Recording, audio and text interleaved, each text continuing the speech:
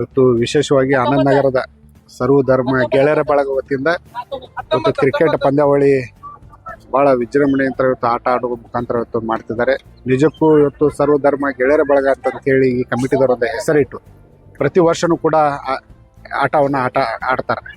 ನಿಜಕ್ಕೂ ಅವರು ಒಂದು ವಿಶೇಷವಾದಂಥ ಒಂದು ಹೆಸರನ್ನು ಇಡುವ ಮುಖಾಂತರ, ಯಾಕಂತ ಹೇಳಿದ್ರೆ ಇವತ್ತು ಆಟ ಅಂತ ಹೇಳಿದ್ರೆ ಯಾವುದೋ ಜಾತಿ ಧರ್ಮ ಭೇದ ಬರಲ್ಲ. ಎಲ್ಲೋ ಒಂದು ಕಡೆ ನಾವು ನೋಡ್ತಾ ಇದ್ದೀವಿ, ಆಟದಲ್ಲೇನೂ ಕೂಡ ಜಾತಿ ಹೆಸರಿಟ್ಟು ಆಟ ಆಡುವಂಥದ್ದು ಕೂಡ ನಾವು ನೋಡ್ತಾ ಇದ್ದೀವಿ.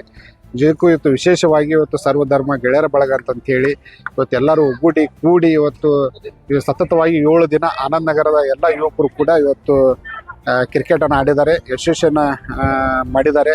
ಯಾವುದೂ ಕೂಡ ಗದ್ದಲ ಇಲ್ಲಾರ್ದೆ ಒಂದು ಪ್ರೀತಿ ವಿಶ್ವಾಸದಿಂದ ಇವತ್ತು ಆಟವನ್ನು ಮಾಡಿದ್ದಾರೆ.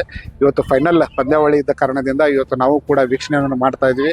ಭಾಳ ಚೆನ್ನಾಗಿ ಆಡ್ತಾ ಇದ್ದಾರೆ. ಮುಂದೆ ಬರುವಂಥ ದಿನಗಳಲ್ಲಿ ಈ ಏನು ಸರ್ವಧರ್ಮ ಗೆಳೆಯರ ಬಳಗ ವತಿಯಿಂದ ಏನು ಆನಂದ್ ನಗರಲಿಂದ ಮಾಡ್ತಿದ್ದಾರೆ, ನಿಜಕ್ಕೂ ಎಲ್ಲ ಒಂದು ಹುಬ್ಬಳ್ಳಿ ಧಾರವಾಡ ಮಾದರಿ ಆಗಬೇಕು. ಯಾಕಂದರೆ ಎಲ್ಲ ಸರ್ವಧರ್ಮ ಗೆಳೆಯರ ಬಳಗ ವತಿಯಿಂದ ಆಟ ಆಡೋತ್ತಿಗೆ ಒಂದು ಮಾದರಿಯಾಗಿ ಎಲ್ಲರೂ ಕೂಡ 100% ಅಲ್ಲಿ ಯಾವುದೂ ಕೂಡ ಜಾತಿ ಇರಲ್ಪ ಆಟದಲ್ಲೇನೂ ಕೂಡ ಅನ್ನುವಂಥ ಮೆಸೇಜ್ ಇವತ್ತು ಯುವಕರು ಕೊಡಬೇಕಂತ ಹೇಳಿ ನಾನು ಬಯಸ್ತಾ ಇದ್ದೀನಿ.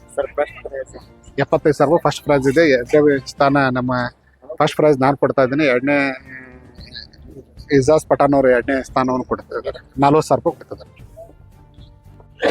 ಸರ್ವಧರ್ಮ ಗೆಳೆಯರ ಬಳಗದ ಒಂದು ಕಮಿಟಿಗೆ ನಾನು ಮೊದಲೇ ಹೃದಯಪೂರ್ವಕ ಒಂದು ಅಭಿನಂದನೆಯನ್ನು ಹೇಳ್ತೀನಿ. ಯಾಕಂತಂದ್ರೆ ಹೆಸರು ಎಷ್ಟು ಚೆನ್ನಾಗಿಟ್ಟಿದ್ದಾರೆ ಸರ್ವಧರ್ಮ ಅಂತ.